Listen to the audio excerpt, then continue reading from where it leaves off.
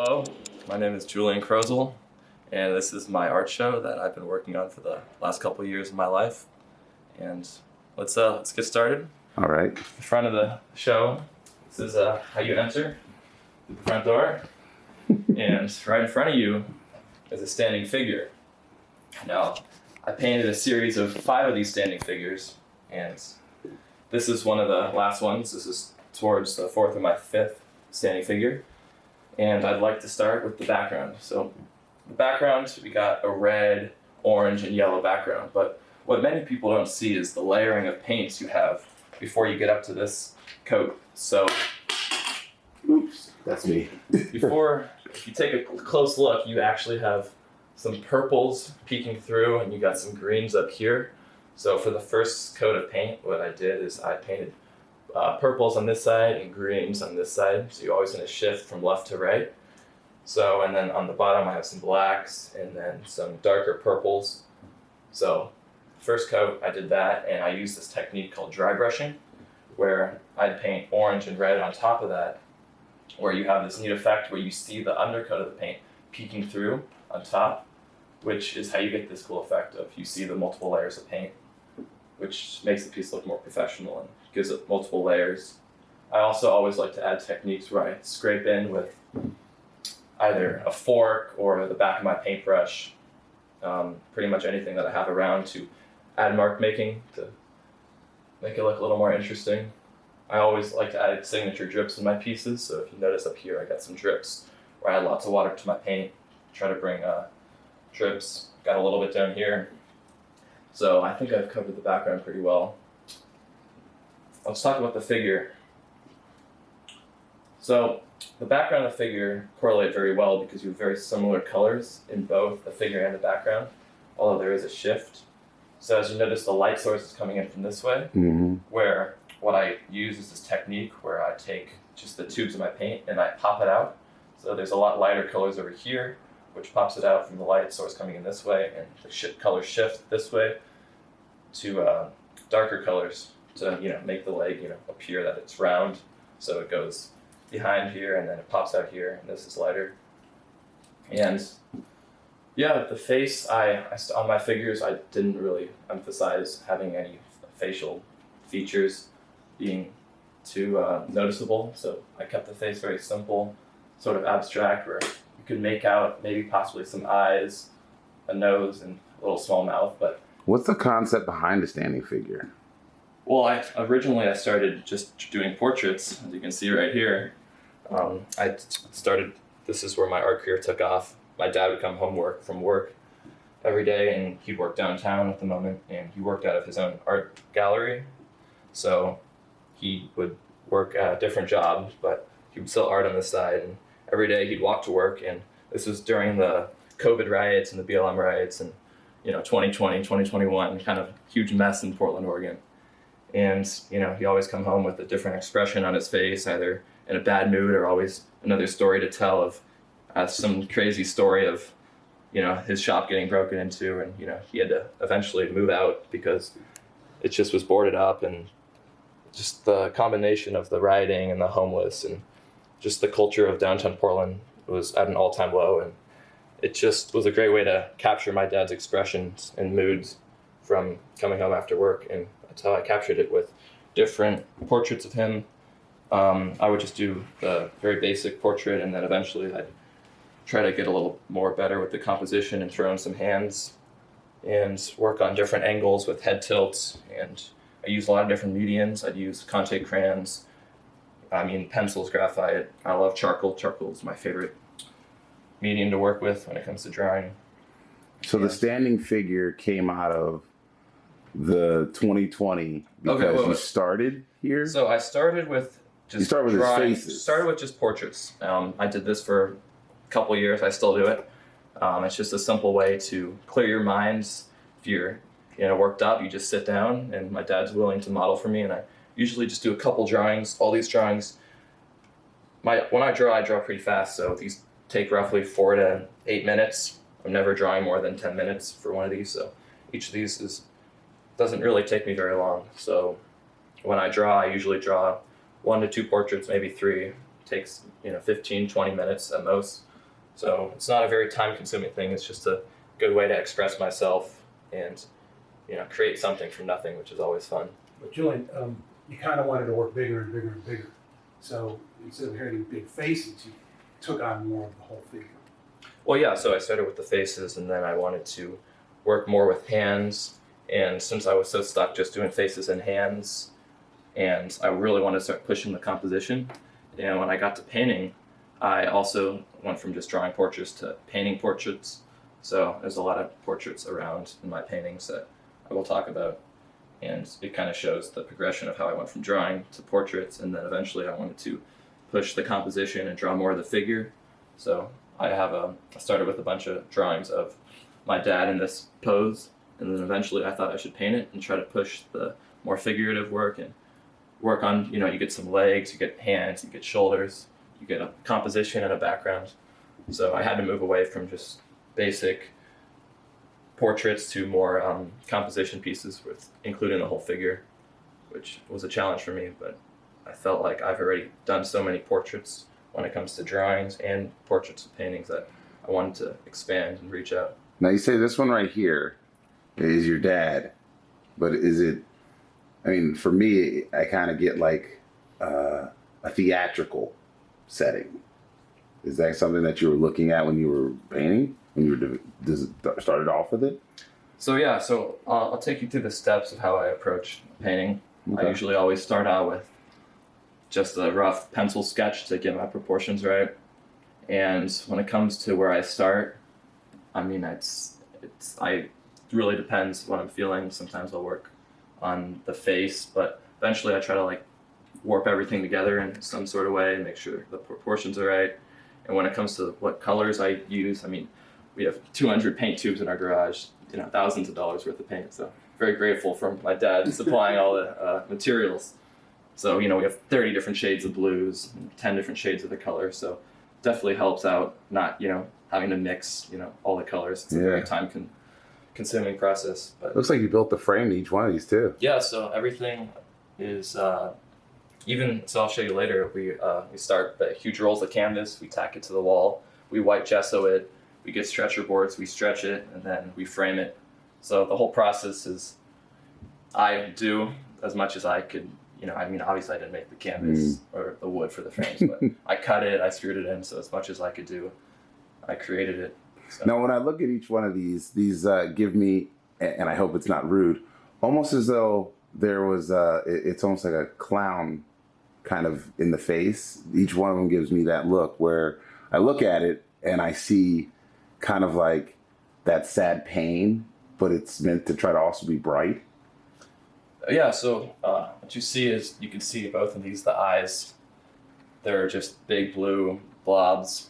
And the reason why I would draw my eyes were probably one of my best signature parts of my drawings, that, they have very expressionistic eyes. Mm-hmm. So when I went from drawing very detailed eyes to just very kind of minimal, just one color to represent the eyes, I was trying to get at where during this time period where everyone seems so brainwashed with the media and kind of unaware of who they are, and just a sense of you're kind of just trying to figure out what's going on. You're in this life. This is through COVID, and just it's a tough part in the world, 2020 to 2023.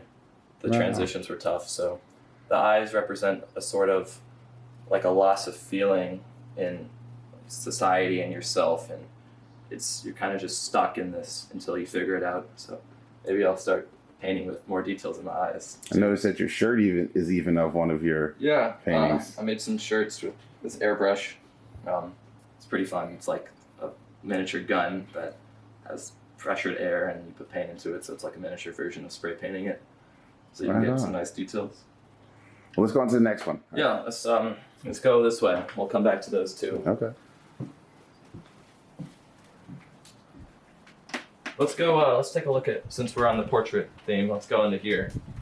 So these are the 4 most recent portraits of mine. They've evolved a lot from my drawings to my paintings. So we'll take a look at these 3, which I think these 3 work very well together. And the process, like I said... What do you call this? Well, I don't have exact names for each of these or Okay. all my paintings, but In fact, almost everything's untitled. yeah, I thought about some names. I just didn't want to necessarily put names on everything, just because I just wanted to showcase the art and the process rather than having the name define it as of right now. But I think these portraits are some of my best. They have a lot of great elements of it where it might be hard to see in a video, but there's a lot of thickness to the paint. And the techniques of scraping I use to reveal underlayers of paint. So we got horizontal scrapes with a knife, a fork, whatever I had, and screwdriver in the garage, versus we got vertical scrapes here, and just great mark making with combinations of how the paint blends. It's a very colorful piece. It reminds me of kind of beach colors where you got oranges and yellows and reds that could be part of swimsuit or a bikini, versus Tahitian buffs and various different blues that could be the sand or water. And this one's very different from these two, where this one is very, as you can this one has lots of scrapes, so you can see kind of the face, kind of very abstract, where it's morphing together in a way. And then the left side has these very interesting, unique, the paint, the way it comes together and forms and mixes with the other colors, versus the right side with a lot more scrapes on this side. Very subtle eyes, and just a very nice, simple but abstract mouth, where it's just enough to make a face out of it. And I think I'm going to name this De-Evolution if I was to purchase it. Starting with the face over there, the first one, bringing the second one in the middle, the third one here at the end, and then the fourth one, lack thereof. De-Evolution. I worked on a lot of these in similar time frames while we had lots of different paints working in other pieces, so got combination of colors you wouldn't see. Yeah. This one's got a almost triangle here, geometric shape, where you got diagonal scrapes, you got horizontal scrapes, you got some verticals, and just colors came out great on that one. I didn't muddy it up too much with too much of extra colors I didn't need. So I think this one's very raw with the colors, and it's just enough to show a good portrait. And then this one is a lot more colorful, pops out a lot more than these three. Yeah. And kind of see how it's a bit of a different style when it comes to the eyes and the hair versus the others. But I felt like, portraits are always something I want to continue to do, if it's drawing or painting, since, you could always create a different portrait with different colors, different expressions, change up your style. And that's what it is with portraits, just always fun to paint another portrait or draw one. Right on. All right, what's next? Well, these two right here are my father's, so if you want to talk about those, Dad. No, just that a lot of times I'll be doing a painting alongside with them, and we share ideas, and we'll look at this color. So that had that color, that green. That was an interesting color that somehow I mixed. And he grabs the brush and he uses in one of his paintings. So it's just kind of interesting. So you get the father-son relationship that we play up on. We yell at each other a lot, but it's all part of the process, right? It's part of painting and being a community of father-son kind of. We work things together, so it's fun to work. Right on. So why don't we go in this room, Julian, because you got some really Yeah. cool pieces in here. So this is kind of the main exhibit of the show. I'll just pan around, show the audience Wow. all of these. This is really cool. So, like I said, I've been working on these for, say, the last 2, maybe even 3 years, but within the last years, I've been pretty busy painting I'd say a good two to 3 times a week. Like that, so maybe drawing almost every night. we're always trying to, find a way, if we're in the mood, to draw or paint and just have some good, quality time together. So let's start off with the standing figure. So the first piece of work I showed you was a standing figure. This is the first one I've done. So the first one, I like this standing figure since all of them are a little different with the placement. And let's talk about the angles and the placement. So I always like to off-center my work. As you can see, it's pushed to the left just a little bit. You never want to put the figure in the center of the piece. just a very subtle shift to the left. And this figure looks like a feminine type of figure because just the way the angles are with the angles here, you got some angles in the hips and the legs. The curvature. So it has a nice curvature and angles, and just the pose to it. It's kind of tall and longer, and well, even in the chest area. mm-hmm. Yeah.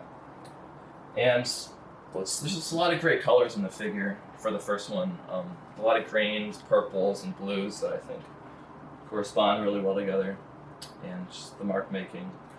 I think your standing figures, you've never really wanted it to look like a specific person, but more about humanity, about people in general.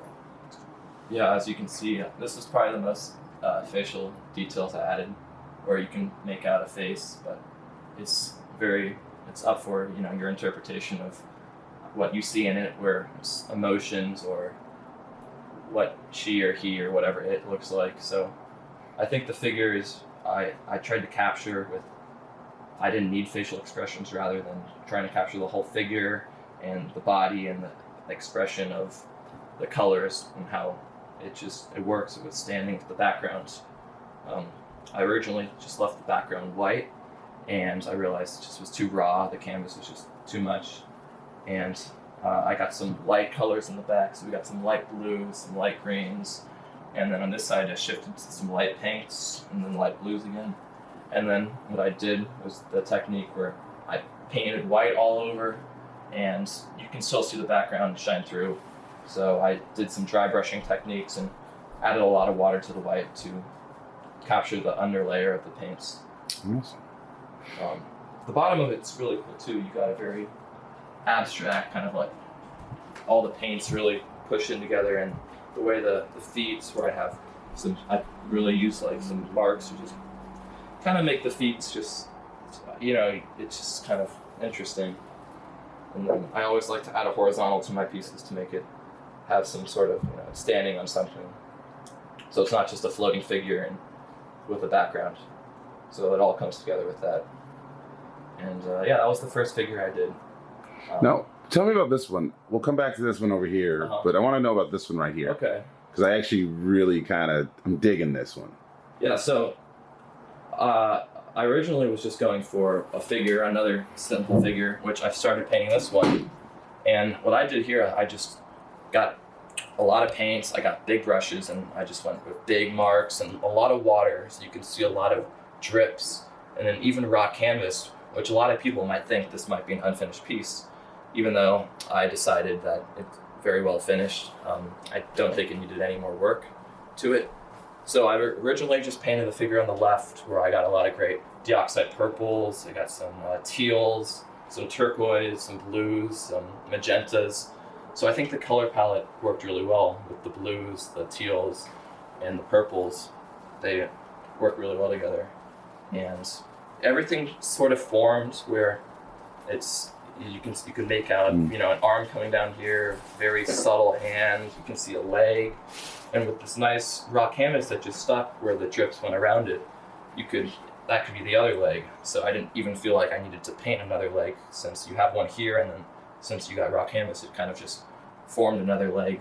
So my question now, everything else is isolated. Why two?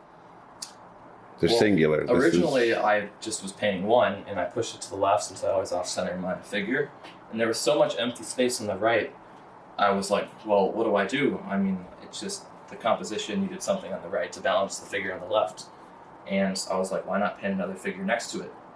And I painted it really close, so they're very clashing with the colors, and it's almost like the conjointed twins in a way. But I think just the way I realized I needed another figure, and I wanted to change the colors on the other figure to more reds, and I threw in some purples to balance the purples on that side. But to have that color shift from this figure to that figure, where they meet, or you have some very, colors that you never expect. Throw some bright greens in here, and then bright red to pop out the corners of the piece. Got some light phantom blue. And then when it comes to the heads, I took a very simple approach where the whole head is a very simple, kind of blue shades, got little purples and then yellows and pinks. And then with the expressionistic, just, with the big brush, go left and right to show the emotion coming out of the head, where I wanted to kind of capture where it's like a crazy sort of like trying to understand yourself, where you have all that expression in the head where you don't really know exactly what you're feeling. And I think it's up for interpretation of what you want to think they're feeling. But originally when I was painting this, I was like, this could be a good way to capture emotions and the hectic of, of our times, and how the media is, just consuming, like we're just consuming all this information from the media and just believing whatever we see or hear. And, we're not necessarily being creative anymore or innovative. So I think this was just a good way to like try to capture myself of, in a crazy time, we still need to bring art together and just show that, showing your emotions and understanding them is a great way to understand yourself. And I look at those two heads as like conflicting knowledge. mm-hmm. Like it's just spiraling in the inside. You're trying to figure it out, and almost as if the body is separating from itself to create two different personalities. I like the primitive nature of it. I feel like it's just this primitive form, as opposed to some of the other ones which are heavily worked. And this is it's so primitive. It's just, just dripping, like you just emerged from the water or something. It's so cool. Yeah, I kept a lot of raw canvas in the background. I just added very subtle marks and a lot of water and some drips to make a very simple background. Yet I think it's very effective with the two figures, having raw canvas pop out in some of the figures as well. I always like to add a strong horizontal, subtle shift from the background to the horizontal here. Now, where are your signature drips? On the far right there? Well, it's hard to really control drips when you add in a lot of water with your paint. So a lot of the drips just came naturally, and obviously you can kind of guide them. You blow on it to, change directions a little bit. So this isn't your signature over on here? Oh, there's some. I always try to add drips at the top. Yeah, that's what I mean. It's like, so that's on this one it's yellow. On that one over there, it's like white. You go white. Yeah, the white there. You don't necessarily want to just throw drips in the Look middle. at the one over there. It's up in the upper right, right? Yeah. So like your signature, that's what I mean. Like this is your signature. But I don't think you're not going to find that in every piece. It just happens, He doesn't say I got to put my signature drip in there. He didn't say, I better get my signature drips in there. It just happens to be a part of the process. That's I crazy. usually always like to throw in a couple of these I would not necessarily say strategies, but things I've picked up over the years of painting that I've learned from. Like on her, it's on her shoulder.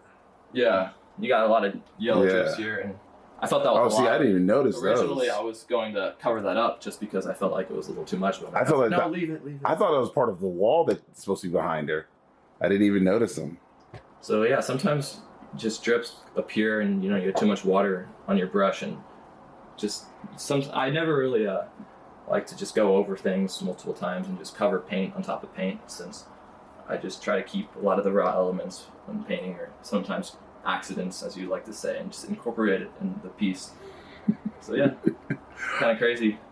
Right on. But this piece is a good example of how I pop out a lot of the corners to make the figure really pop from the background.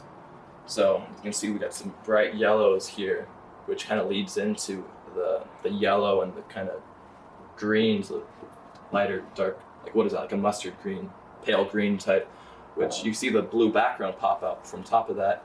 And then I painted the yellows and the greens, and then I added the horizontal green stripes. So you see, 4 layers on top of that.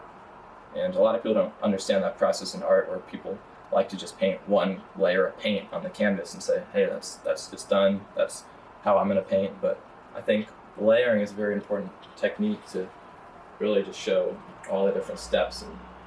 And a lot of these paintings take 5, 6, 7 good sessions of painting. You come back to them and you realize what else you want to add.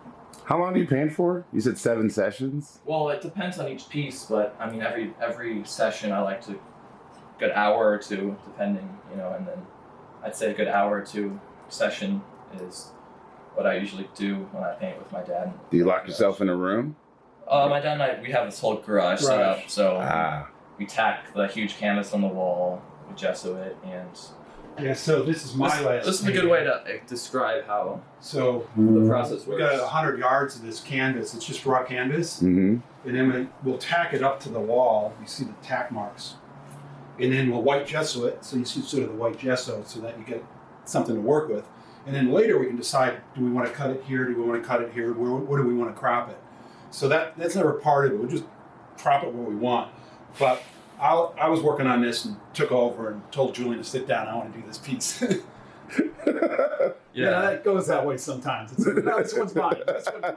Yeah, a lot of people think painting is such a fun and relaxing method, which it can be if you're doing it alone. But our relationship is constantly yelling at each other, fighting, trying to figure out each other's. Since we have a very different way of painting with our approaches. Since my dad's been painting how long? 30, 40 years. Yeah. Almost whole life. So talk about the purple piece, Julian. Because that again was part of that series. Yeah, so I did 5 of these, like I said. This one versus the other one. This is a little more masculine figure, in my opinion. Mm-hmm. A little more broader shoulders. It has less of those, feminine angles and hips. And as you can see, the background is very, you see the process of layers. So if you take a close look at the underneath layers, we got a lot of greens on this side, and I always shift to the other side. So the shift's important. So we got blues, and then I did the dry brush technique, where you can see how you paint on top of it, you still get the backgrounds. I always like to throw in scrapes, marks, and then another figure, always off center it.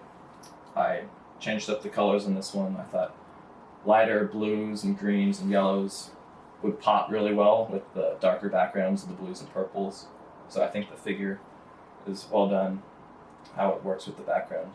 So And talk about the club and how you ended up. Yeah, I was wondering about that. so usually with it was just empty on the right side. It needed something to balance out the figure. And summertime, I'm playing a lot of cards with my friends, out here drinking some beer, trying to figure out, what I'm gonna do. And my dad saw us playing cards, and he realized, what do those, symbols mean on the cards, since you never really think about, the deeper meanings of things. You kind of just accept what things are in life without either researching it or understanding something on a deeper level. So I did some research on the club, and it just fit perfect with what my summer has been like, where the club means, it means summertime. Some of the words to describe the club are summertime, education, rebellion, curiosity, and creativity. And it just fit with summer and being a teenager and just, having fun, being a little rebellious, but also, having curiosity and being creative. So I felt that just worked well with the figure and balanced well. And it's also a Diebenkorn reference, which is another artist I'm influenced by, where he added a club to one of his pieces. So that was an inspiration of why I wanted to add it. So just a simple club can really balance out the piece, and knowing the meaning behind it makes it more special. Also, if you take a close look, you may have never noticed this in the piece, but if you take a close look here, we got a very subtle kind of hand that appeared on the left that you can make out. Very abstract hands, but you can kind of see there could be some fingers here, maybe a thumb that most people wouldn't see, but if you look I thought he was holding a cane. Yeah, but Just the way it drips down. Hands crossed, cane down by the side. I always have a shift under the kneecaps where it's darker under to pop out the quads from the shins to the knees. Almost like he's got a posture. Yeah. Got the light source. And then the corners, I always like to pop out with using a paint tube to add some bright colors. We got a hand here, pop it out here, foot. And yes, one of my figures, I added the signature horizontal stripes on a lot of my pieces with that green that I think helps with the background and popping up the figure. It's almost like the lines, the horizontal lines, are some sort of mugshot. But yeah. He got arrested for playing cards. Signature horizontal, always a shift in the horizontal color from left to right. And, difference in colors from here to there. You got the dry brushing action again. Throw in some greens, some blues, got some darker blacks by the foot to make the foot pop out in front of you. And yeah, that's a standing figure piece. this was a tough piece for me. I really wanted to try to push the composition where we got a frame within a frame within a frame. So you got the whole canvas, and you got a frame, and then you got another big kind of rectangular frame here. So, and you also got a frame here, which could be made out as a window or something, where you don't really know necessarily what this standing figure is looking at. They could be looking at through a window, and these people are looking at them through the window, or it could be an art gallery where this person's looking at a painting of some sort. But I just thought I'd push the composition on this one with a lot of rectangles and squares, and I mean, there's a lot of layering to the paint where just, yellows on blues.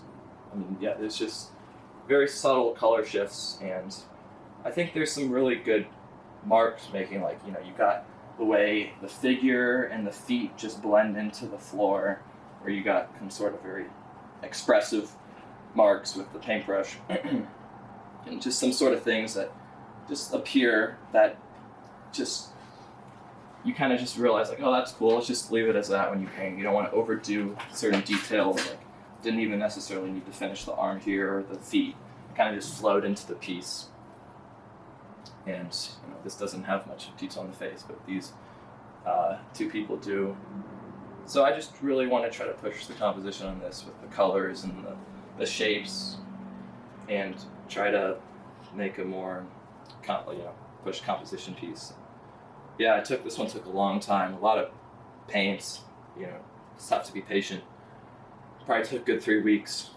I wanted to give up a lot, but my dad was constantly saying, oh, you want to paint big, you got to stick with it. So after painting this side, I was like, I think I'm sticking more with closer to those, those pieces.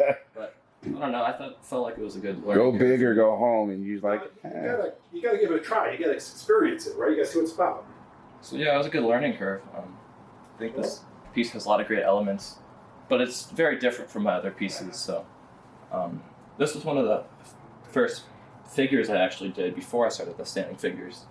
So I kind of liked how the figure worked out, and I just wanted to keep painting the figure. And yeah, that's this piece. No title yet. all right. You never have a time. No.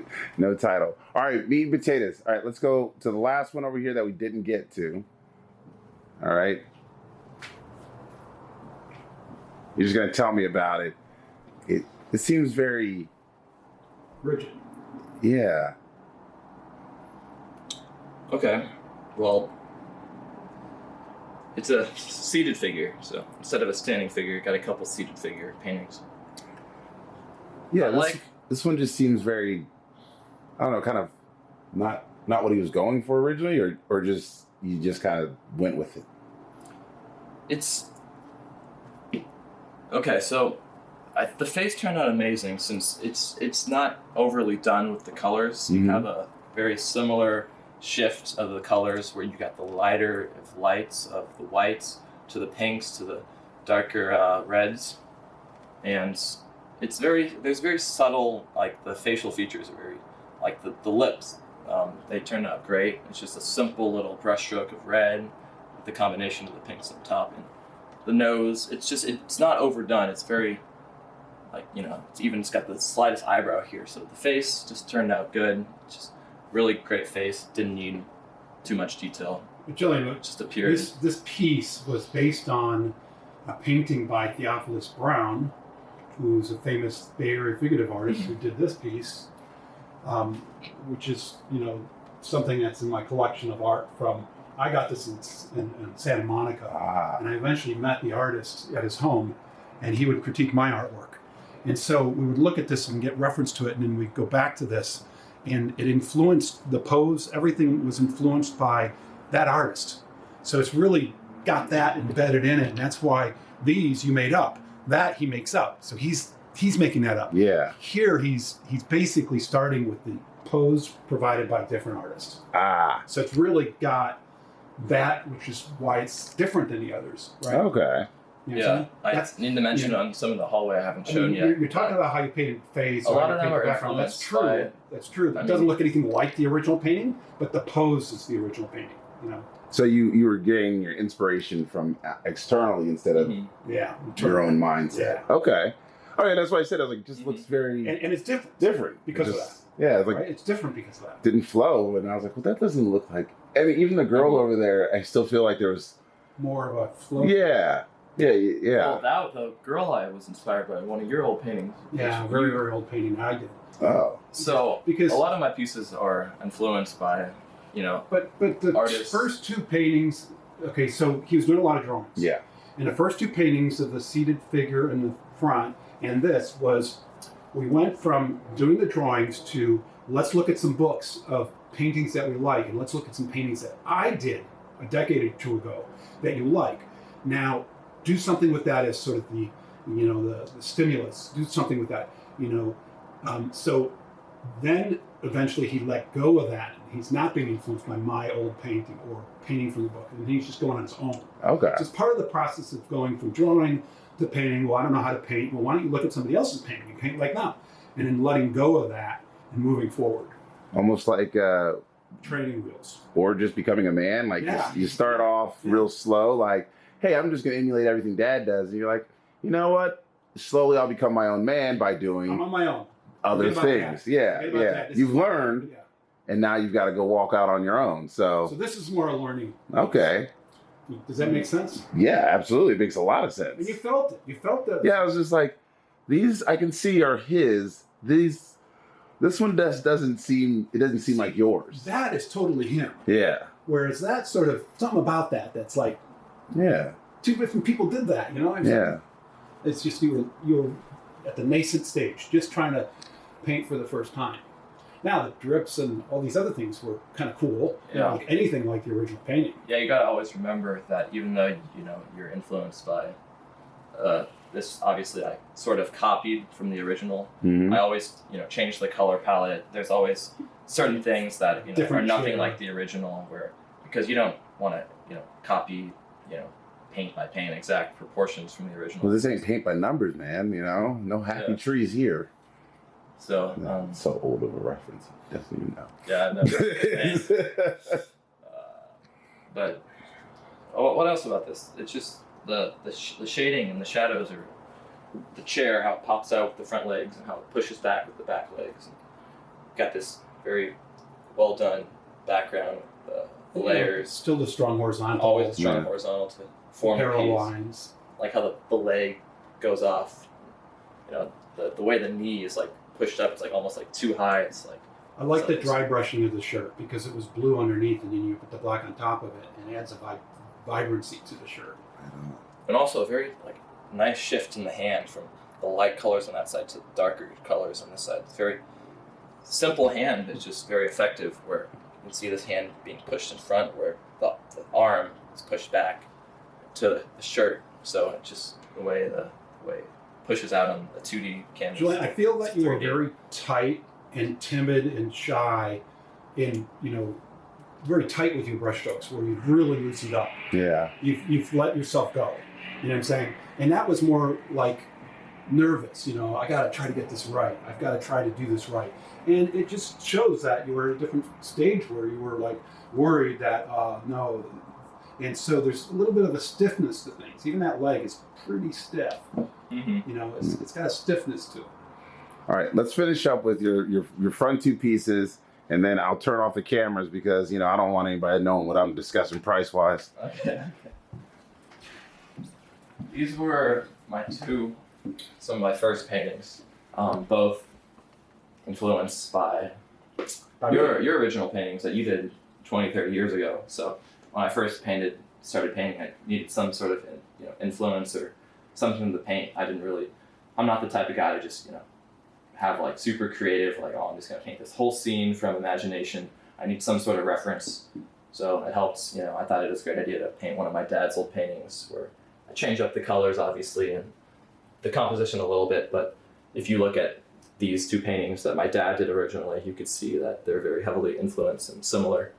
I actually painted a Three Chefs piece that's not here, but Did you already sell it? Is that why? No. No, Mom's got it. Exactly. Mom's got So it. you won't let that one go. It's also a huge piece. It's 4x5, very horizontal piece.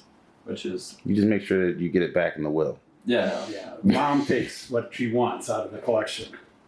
Anyways, this is like an understudy for that big piece. I wanted to capture chefs and emotions in the face, and my painting style was a lot different back then. These pieces are both smaller, so I was using smaller brushes and. So this was when you were in 10th grade. Yeah, this was early 10th, Yeah. early sophomore year, and this I wasn't painting as much back then, so The Three Chefs This was is like like- Oswego, remember? yeah, this took a long time to paint a smaller piece like this, but a lot went into it, a lot of thought. He went to Lake Oswego for a year. Ah. And so he did the Three Chefs in Lake Oswego on the art class. And so that was done back then. It's like 3 years ago. Yeah.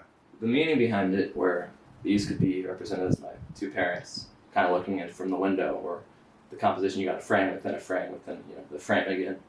So they're looking in at the two chefs and cutting up the fish. Got a plate, more plates, wine bottle. So I added some good elements of plates and food with chefs and expressive That is nice. clashings of. That is actually really nice. Yeah, that was a big piece. Yeah. It's huge. But All right. So yeah, not Thank- a good piece, but yeah. thank everybody for coming to your art show. Yeah, well, appreciate everyone came. Thank you, Dad, for helping me set this up in the last 2 years, painting with me, Yeah, it's fun. teaching me the whole process of art and stretching canvases and framing. All right. And if people want to visit you or they want to see your artwork or potentially purchase some, where would they go for it? We'll have a Pinterest of all my art. It's my name, Julian Krozel, JulianKrozel. So if you look that up, On Pinterest. yeah, you can find that. I'll probably upload all this to Instagram and my website eventually too. So Awesome. there'll be a way to look at my art. If you're really interested, text me through my social medias and we can set something up. You can go look at my pieces in person. All right. Since there's nothing better than seeing art in person rather than on a phone, because it doesn't capture the different textures, and sometimes you gotta look really close at art to like really inspect the different details and the way the paint works and the water and everything.